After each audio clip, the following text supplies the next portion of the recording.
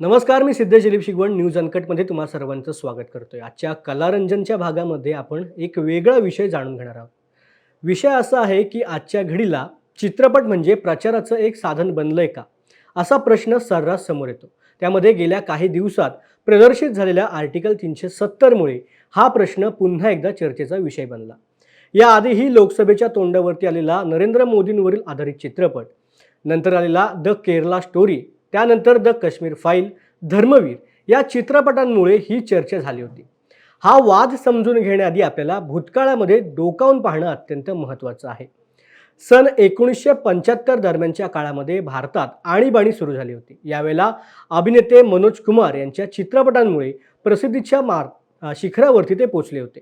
त्यांना भारत कुमार अशी ही एक नवीन ओळख निर्माण झाली होती.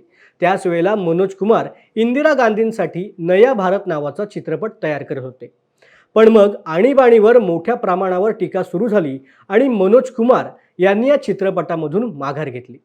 त्याचबरोबर नेहरू आणि इतर पक्षांच्या कार्यकाळातही असेच विचारधारांशी संबंधित चित्रपट तयार करण्यात आले, पण त्यांना टीकात्मक चित्रपट म्हणता येईल.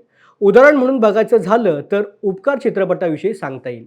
मनोज कुमार यांनी त्यावेळेला सांगितलं होतं की उपकार ह्या चित्रपटासाठी त्यांना तत्कालीन पंतप्रधान लाल बहादूर शास्त्री यांच्याकडून अधिक मार्गदर्शन आणि प्रेरणा मिळाली होती.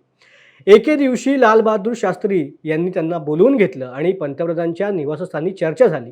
यामध्ये जय जवान जय किसान या संकल्पनेवर आधारित चित्रपट बनवता येईल का असं देखील विचारलं गेलं. तर 1950 आणि 60च्या दशकामध्ये भारतावरती नेहरूंच्या व्यक्तिमत्वाचा प्रभाव होता. त्यांच्या धोरणांची आणि आदर्शांची छाप राज कपूर, दिलीप कुमार आणि इतर नटांच्या चित्रपटांमध्ये देखील दिसून यायची.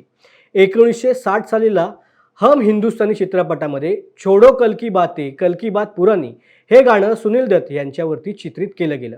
या गाण्यातही नेहरू एका संमेलनात आल्याचं दाखवलं गेलंय आणि याच पार्श्वभूमीवरती मेघनाथ देसाई यांनी Nehru's hero Dilip Kumar in the life of India या नावाचं पुस्तक देखील लिहिलं आहे. ते असं लिहितात की दिलीप कुमार यांचा नया दौर हा नेहरूवादी चित्रपट होता. ये देश हे वीर जवान का हे गाणं गाताना लोकांच्या मनामध्ये देशाविषयी अभिमानाची भावना निर्माण झाल्याचं या चित्रपटामधून दाखवलं गेलंय. या चित्रपटामध्ये टांगा आणि मोटरची टक्कर देखील दाखवले गेले. यामध्ये नेहरूंच्या युगामधील आधुनिकीकरण आणि गांधीजींचे विचार देखील दाखवले गेले आहेत. एकतर पाहायला गेलं तर सिनेमा आणि राजकारण हे एक गुंतागुंतीचं नातं आहे. काही चित्रपट राजकीय प्रचार करत असल्याचे आरोप झालेत, तर काही चित्रपटांनी थेट सत्तेलाच आव्हान दिले. 1975 मध्ये आलेल्या किस्सा कुर्सी का या चित्रपटाचे रीळ संजय गांधींच्या सांगण्यावरून जाळण्यात आल्याचे आरोप करण्यात आले होते. आणीबाणीनंतर स्थापन झालेल्या शहा आयोगाने या प्रकरणामध्ये संजय गांधींना दोषी ठरवलं आणि न्यायालयाने त्यांना तुरुंगात रवानगी केली. मात्र नंतर हा निर्णय रद्द केला गेला. तसेच 1978 मध्ये आय जोहर यांच्या नसबंदी चित्रपटातही संजय गांधींच्या नसबंदी कार्यक्रमाची खिल्ली उडवली गेली होती.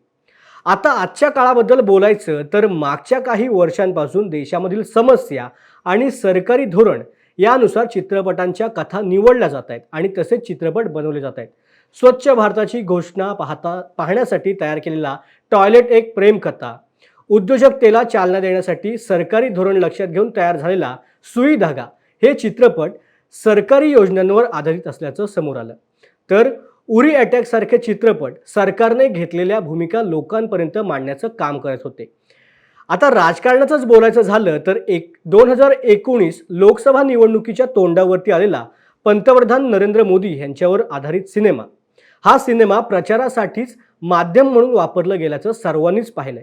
अनेक ठिकाणी या चित्रपटाचं भाजपकडून स्क्रीनिंग देखील केलं गेलं.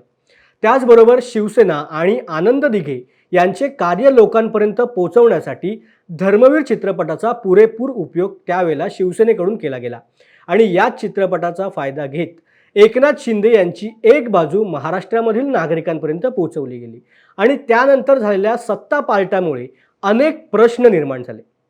आता बोलूया आर्टिकल 370 ह्याबद्दल. कलम 370 म्हणजे काय हे या चित्रपटामध्ये नीट पद्धतीने समजावून सांगितलं गेलंय. शिवाय त्यावेळेला देशामध्ये कोणत्या कोणत्या आणि काय काय घडामोडी घडत होत्या त्याचंही चित्रीकरण करून दाखवले गेले.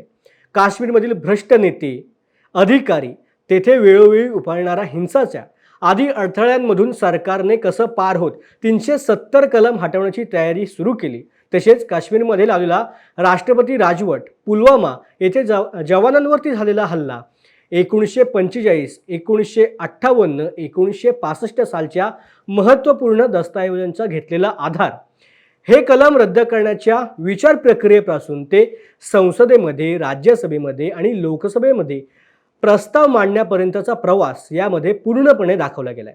आणि या चित्रपटामधून पुन्हा एकदा भारत सरकार किंवा मोदी सरकारने कशा पद्धतीने काम केले आहे हे सर्वांसमोर मांडण्याचे प्रयत्न केले गेले. त्यामुळेच आगामी निवडणूक डोळ्यासमोर ठेवून भाजप सरकारने घेतलेला निर्णय लोकांपर्यंत पोहोचवण्यासाठी हा चित्रपट एक प्रचारक म्हणून काम करतोय, अशी चर्चा देखील सुरू झाली.